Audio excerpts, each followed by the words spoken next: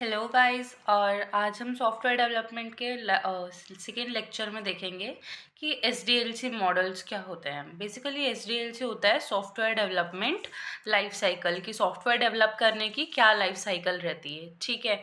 Software development life cycle का main purpose ये होता है कि वो एक क्वालिटी सॉफ्टवेयर बना के अपने कस्टमर को सेटिस्फाई कर सके, ठीक है। तो देखते हैं, software development life cycle is a structured process that is use to design develop and test good quality software. जैसे कि मैंने अभी बोला कि अपने कस्टमर को डिजाइन करके, डेवलप करके और टेस्ट करके एक गुड क्वालिटी का सॉफ्टवेयर दे सके। SDLC or Software Development Life Cycle is a methodology that defines the entire procedure of development step by step। ठीक है, तो इसके मॉडल्स के थ्रू हम समझते हैं कि स्टेप बाय स्टेप एक सॉफ्टवेयर को कैसे तैयार किया जाता है। तो देखते हैं स्टेज वन में हम क्या करते हैं, हमारे जो भी हमारे को एप्लीकेशन तैयार करना होता है उसकी प्लानिंग और उसके रिक्वायरमेंट्स को गैदर करते हैं, ठीक है। स्टेप 2 में हम लोग देखते हैं डिफाइनिंग रिक्वायरमेंट्स जो भी होती है हमारी, जैसे कि टेक्निकल रिक्वायरमेंट, फंक्शनल रिक्वायरमेंट, इन सबको इकट्ठा करते हैं, ठीक है। इन सबको इकट्ठा करके हम लोग किस में से लेते हैं, बेसिकली जो SRS होता है। SRS क्या होता है? Software requirement specification. बेसिकली ये एक डॉक्यूमेंटेशन होता है, या हम इसको एक रिपोर्ट कह सकते हैं, जो कि कस्टमर और डेवलपर मिलके बनाता है, जिसके अंदर हम सारी इन्फॉर्मेशन देते हैं कि हमारा सॉफ्टवेयर किस बेस पे बनने वाला है, कैसा बनने वाला है और कैसा दिखने वाला है। ओके, इसके बारे में हम आगे डीपली पढ़ेंगे। डिज़ाइनिंग आर्किटेक्चर स्टेप थर्ड, जिसमें हम लोग देखते हैं कि डिज़ाइन कैसा होने वाला है, low level, high level and the SRS reference, multiple designs for the product architecture are present in DDS। DDS क्या होता है? Design document specification. Okay, design document specification भी एक डॉक्यूमेंट होता है जिसके अंदर हम हमारा जो एप्लीकेशन तैयार होने वाला है उसके मल्टीपल डिज़ाइंस बना के उसके मल्टीपल प्रोडक्ट के आर्किटेक्चर डिज़ाइंस करते हैं, जिससे हम लोग कस्टमर के उससे पर्पज से वो पसंद करता है अपने आप। ओके, स्टेज 4 में हम देखते हैं डेवलपिंग प्रोडक्ट, जिसके अंदर हम कोड करते हैं और कोड का रिव्यू लेते हैं। ओके, स्टेज 5 में क्या होता है? Product testing and integration. इसके अंदर प्रोडक्ट की टेस्टिंग होती है। टेस्टिंग में बी of system testing, manual testing और ऑटोमेटेड टेस्टिंग। डिप्लॉयमेंट मैंने आपको बताया था, डिप्लॉयमेंट का मतलब होता है कस्टमर को उसका प्रोडक्ट देना और उसका रिव्यू लेना। डिप्लॉयमेंट और मेंटेनेंस हमारा स्टेज 6 में आता है। ओके, सो हम लोग आ जाते हैं हमारे पहले मॉडल पे। बेसिकली पहला मॉडल जो हमारा रहता है वो वाटरफॉल मॉडल है, ठीक है। एसडीएलसी का सबसे पहला मॉडल ही वाटरफॉल मॉडल था। वाटरफॉल से आप समझ पाएंगे कि झरना झरना कैसा होता है, कि जो झरना ऐसे ऐसे ऐसे बहता है। अब झरना आगे की तरफ ही बहता है ना, उल्टा तो नहीं जा सकता है। दैट्स व्हाई वाटरफॉल मॉडल में भी क्या होता है कि जो इटरेशंस आते हैं, लाइक जो प्रोसेसेस आती है वो ऐसे फॉरवर्ड में जाती है, बैकवर्ड में हम लोग इसमें वापस नहीं आ सकते हैं, ठीक है। विस्टन रॉयस ने 1970 में डेवलप किया था। इसको हम लोग लीनियर सिक्वेंशियल डेवलपमेंट मॉडल भी कहते हैं, ठीक है। Waterfall approach was the first SDLC model. Each phase must be completed before the next phase begin. मतलब कि एक फेज पहले कंप्लीट हो जाना चाहिए दूसरी फेज के शुरू होने से, ठीक है। Output of one phase will be the input of next phase. जैसे कि ये हमारा ये एक फेज है, ये एक फेज है, तो ये जो फेज है इसका आउटपुट ही हमारे सेकेंड फेज का इनपुट कहलाएगा। मॉडल हम लोग कहाँ पे यूज करते हैं? जब हमें शॉर्ट एप्लीकेशंस बनानी हो। ओके, एप्लीकेशन बड़ी या कॉम्प्लिकेटेड नहीं बननी चाहिए, मतलब नहीं बना सकते हैं हम लोग इससे। ओके, जब हमारे जो रिक्वायरमेंट्स है वो कांस्टेंट होने चाहिए और वो चेंज नहीं होने चाहिए, क्योंकि हम लोग ना वाटरफॉल मॉडल में आगे की तरफ ही जाते हैं, वापस नहीं आ सकते हैं। तो कांस्टेंट होनी चाहिए, क्योंकि अगर चेंजेस आ गए तो हम लोग वापस नहीं जा सकते हैं इसके अंदर। ओके, देखिए वाटरफॉल मॉडल में क्या क्या फेजेस होते हैं। बेसिकली सब फेजेस में सारे ही मॉडल्स में सेम फेजेस आते हैं। Requirement, design, develop, test, deployment, maintain. याद कर लीजिए, क्योंकि ये सारे में सेम ही रहने वाला है कि रिक्वायरमेंट्स गैदर करना, डिज़ाइन करना, डेवलप करना यानी कोडिंग करना, उसको टेस्ट करना, डिप्लॉयमेंट यानी कस्टमर को देना और फिर उसको मेंटेन करना। ओके, बेसिकली यही रहने वाला है सब में, और हम लोग इसके बारे में थोड़ा डिटेल्स में लिख देंगे। तो आ जाते हैं हमारे सेकेंड मॉडल पे, जो कि है prototyping model. Basically prototyping model से क्या होता है, हम लोग जैसे नाम है ना इनके, तो उसी से ही हम समझ सकते हैं, उसी से ही हम एक आइडिया लगा सकते हैं कि मॉडल में क्या होने वाला है। वाटरफॉल मॉडल से हमने देखा कि एज अ झरना वो चलता है और आगे की तरफ चलता है। प्रोटोटाइप में अगर हम रिलेट करें तो प्रोटोटाइप क्या होता है? प्रोटोटाइप एक डमी होता है, ठीक है। प्रोटोटाइप मॉडल हम लोग कब यूज़ करते हैं? जब कस्टमर को उसकी रिक्वायरमेंट्स पता नहीं होती है, कस्टमर को अच्छे से नहीं पता होता है कि उसको क्या बनवाना है, वो क्या चाह रहा है, तो हम लोग प्रोटोटाइप मॉडल यूज़ करते हैं। जो डेवलपर होता है वो एक प्रोटोटाइप बना के कस्टमर को देता है, ठीक है, यानी कि एक डमी या फिर ब्लूप्रिंट सा बना के कस्टमर को देता है, एंड देन कस्टमर उसको चेक करता है और अपने अकॉर्डिंग वो सेटिस्फाइड होता है तो ठीक है, वरना वो डेवलपर को देता है दोबारा और डेवलपर दूसरा प्रोटोटाइप बना के देता है। ओके, तो prototyping model is one of the most popular model. Okay, SDLC का सबसे पॉपुलर मॉडल है ये। This model is used when the customer do not know the exact project requirement. जब प्रोजेक्ट रिक्वायरमेंट के बारे में कस्टमर को नहीं पता होता है तो ये मॉडल यूज किया जाता है, ठीक है।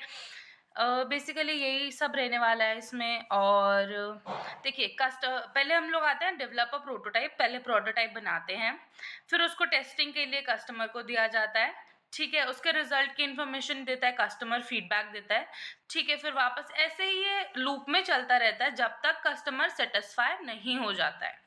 ओके, अब प्रोटोटाइप के हमारे फेजेस क्या रहते हैं कि वही रिक्वायरमेंट गैदर करना, उसके क्विक डिज़ाइन बनाना, उसके बाद एक प्रोटोटाइप बनाना, प्रोटोटाइप का इवैल्यूएशन लेना, कस्टमर से सेटिस्फैक्शन लेना, कस्टमर को दिखाना।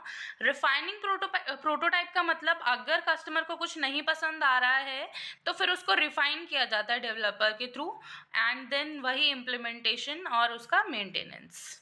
ओके, आते हैं हम इटरेटिव एनहांसमेंट मॉडल में। बेसिकली इटरेटिव एनहांसमेंट मॉडल में क्या होता है कि हम लोग छोटे छोटे इटरेशंस बनाते हैं। छोटे छोटे इटरेशंस बनाना यानी छोटे छोटे मॉडल्स बना के हम लोग हमारे कस्टमर को देते हैं। जैसे कि मैंने पहले डिज़ाइन बनाया, फिर मैं उसको फीडबैक के लिए कस्टमर को दे दूंगी, ठीक है। मैं इसे टेस्टिंग करूंगी, फिर कस्टमर को दिखाऊंगी, यानी हर एक पॉइंट पे कस्टमर से उसकी फीडबैक लेना, ठीक है। ये होते हैं कि इटरेशंस बना के फीडबैक लेना ही हमारा बेसिकली इटरेटिव एनहांसमेंट मॉडल होता है।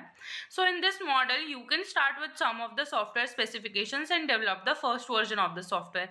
कि हम लोग बहुत थोड़े से स्पेसिफिकेशंस के साथ भी सॉफ्टवेयर बनाना शुरू कर सकते हैं और हम लोग उसका फर्स्ट वर्जन बना के तैयार कर सकते हैं।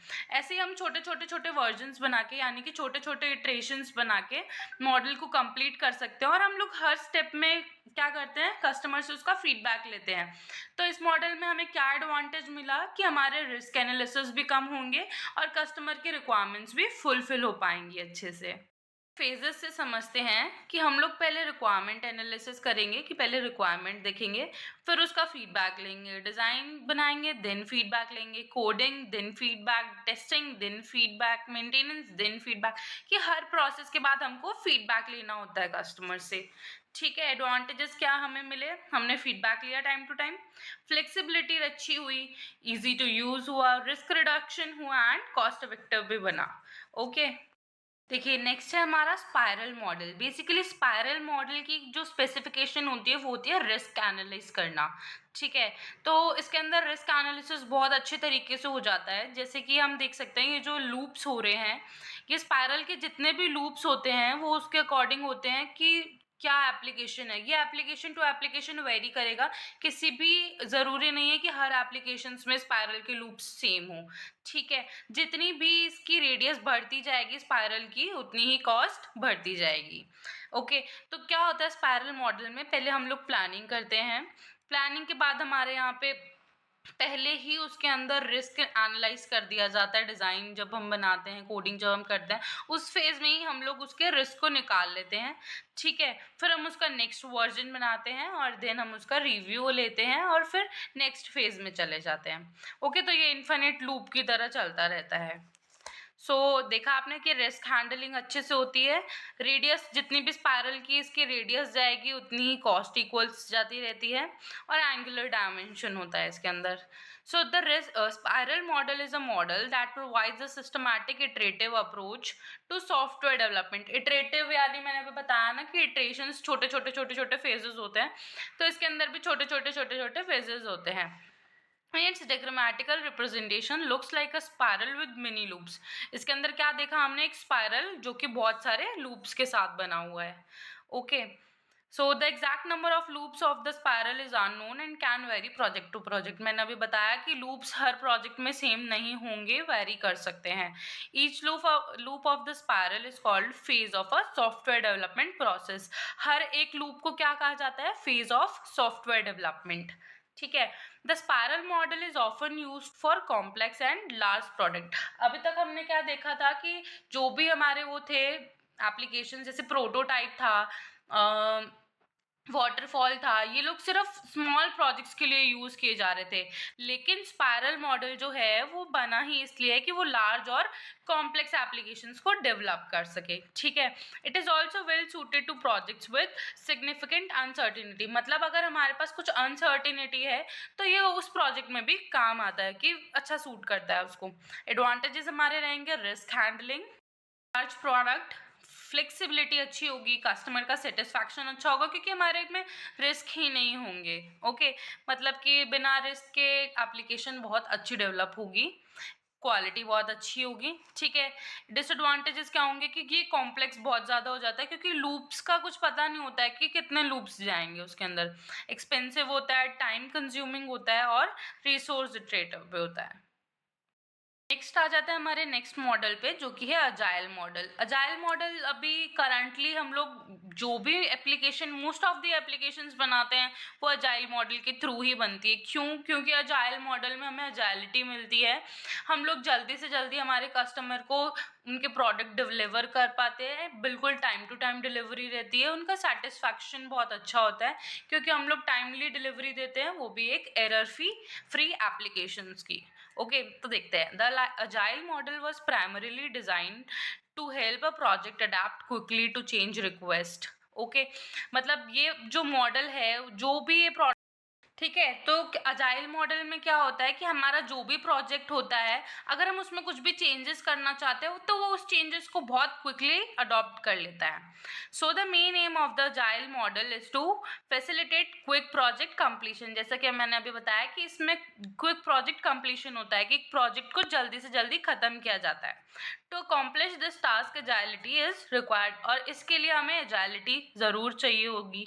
ओके, सो इसमें एफर्ट्स एंड टाइम अवॉइड किए जाते हैं कि जल्दी से जल्दी हम लोग फालतू का टाइम नहीं लेते हैं, हम लोग जल्दी से जल्दी जो जो मेन इंपॉर्टेंट काम होते हैं उनको करते हैं और अवॉइड करते हैं ज़्यादा एफर्ट्स लगाना। ठीक है। These process share some basic characteristics but do have certain subtle differences among themselves। उनके अंदर सेम कैरेक्टरिस्टिक्स होगी बट ज़रूरी नहीं है कि उनके अंदर certain subtle differences, यानी कि कुछ ना कुछ तो डिफरेंसेस होता ही है उनके अंदर। सो अजाइलिटी हमें कब अचीव होती है? जब हम हमारे प्रोजेक्ट में से उन एक्टिविटीज़ को हटा दें जो कि एसेंशियल नहीं होती है, ताकि हम फटाफट हमारे प्रोजेक्ट को कंप्लीट कर सकें। ठीक है। बेसिकली क्या होता है कि अजाइल मॉडल में बहुत से प्रिंसिपल्स होते हैं जिनको हमें फॉलो करना पड़ता है। ठीक है। Delivering working software with minimum और नो एरर्स। हमें एक वर्किंग और एक अच्छा सॉफ्टवेयर डिलीवर करना जो कि इफेक्टिव हो और जिसमें एरर्स नहीं हो। Sticking to the shortest time delivery with quality. हमें एक शॉर्टेस्ट टाइम के अंदर हमारे प्रोडक्ट को डिलीवर करना होता है, वो भी एक अच्छी क्वालिटी के साथ। नेक्स्ट पॉइंट है achieving customer satisfaction by timely and regular delivery fitting the customer requirements. कि हमें कस्टमर का सेटिस्फैक्शन अचीव करना है। वो कैसे? कि कस्टमर को हम लोग उसके अकॉर्डिंग, उसके रिक्वायरमेंट्स के अकॉर्डिंग उसका सॉफ्टवेयर दे, वो भी एक टाइमली डिलीवरी के साथ। Delivering working software and earning a competitive edge by adapting to the changes in the market. Market के अंदर जो भी चेंजेस आते हैं आजकल, उसको हमारे एप्लीकेशन को हमें ऐसा बनाना है कि वो मार्केट के अकॉर्डिंग चले, मतलब अडेप्टिव हो। Okay. Embracing excellence while estimating and improving the progress. हमें हमारे जो भी प्रोडक्ट हमारा एप्लीकेशन होगा उसकी प्रोग्रेस को इम्प्रूव करते रहना है। Okay. Accepting change in requirements and delivers despite nearness to delivery date. हमें हमारे प्रोडक्ट की डिलीवरी या तो नियरेस्ट देनी है या फिर ऑलमोस्ट डिलीवरी डेट पे देनी ही देनी है। Okay. Including motivated and passionate individuals in building and developing the project. हमारे प्रोजेक्ट को बनाने के लिए हमारे पास एक पैशनेट और मोटिवेटेड इंसान होना चाहिए। ओके। अजाइल मॉडल के स्टेप्स क्या होते हैं? वही रिक्वायरमेंट्स गैदर करना, डिज़ाइन करना, कंस्ट्रक्शन या फिर उसके इटरेशंस बनाना। इसमें क्या होता है, हम लोग छोटे-छोटे सेम जो हमने इटरेशन एनहांसमेंट पढ़ा था, इटरेटिव एनहांसमेंट मॉडल पढ़ा था, उसी की तरह हम लोग यहाँ पे भी छोटे-छोटे इटरेशंस बना के हमारे कस्टमर को देते रहते हैं, जिससे हमें ज़्यादा टाइम नहीं लगता और हम लोग वीकली या कुछ ही मंथ्स में हमारे प्रोडक्ट की डिलीवरी दे सकते हैं। ठीक है, उसकी टेस्ट करना, उसकी क्वालिटी एश्योरेंस देखना, डिप्लॉय करना कस्टमर को एंड फीडबैक लेना, ये भी एक लूप की तरह चलता है। ओके, बेनिफिट्स क्या मिलते हैं हमें अजाइल मॉडल यूज़ करने के, कि flexibility to make changes during the project, क्योंकि हम लोग छोटे छोटे इटरेशंस डिलीवर करते हैं, तो छोटे छोटे प्रोजेक्ट बना के टाइमली डिलीवर करते रहते हैं, जिससे अगर कोई भी चेंजेस अगर कस्टमर चाहता है तो हम उसके अंदर वो चेंजेस कर सके।